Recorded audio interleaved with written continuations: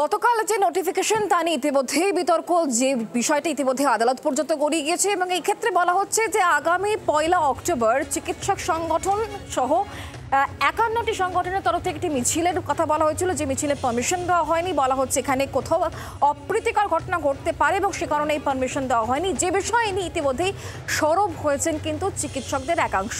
বলা হচ্ছে 14ই আগস্টের ঘটনায় যখন এত বড় হামলা হলো, আরজি করের ভেতরে ঢুকে আক্রান্ত করা হলো, বেশ কয়েকজনকে ভাঙচুর চালানো হয়েছিল, তখন যখন পুলিশের কাছে কোনো রকম খবর ছিল না। আসলে এইভাবে আন্দোলনকে দমানোর চেষ্টা করা হচ্ছে, সবটাই পুলিশের মন গড়া, এমনই বক্তব্য শোনাবো।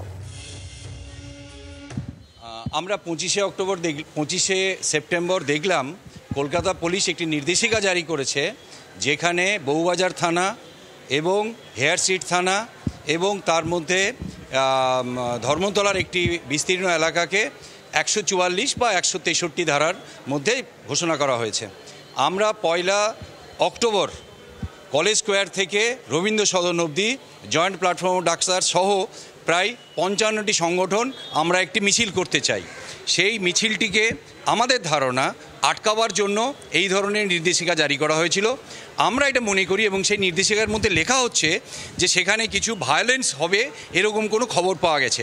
14ই আগস্ট রাত্রে আরজি করের ভেতরে ঢুকে ভাঙচুর করে এলো যে দুষ্কৃতীরা, সেই খবর পায় না। আর পুলিশ এরকম মন গড়া খবর পায় যে যেখানে ডাক্তারদের মিছিলে, যেখানে মানুষের মিছিলে হিংসাত্মক ঘটনা ঘটবে।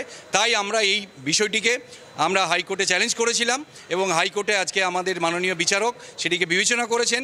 তিনি বলেছেন এবং হাইকোর্টে দাঁড়িয়ে যিনি সরকার পক্ষের উকিল ছিলেন তিনি বলেছেন যে এর মধ্যে একটা বড় ভুল বোঝাবুঝি হচ্ছে।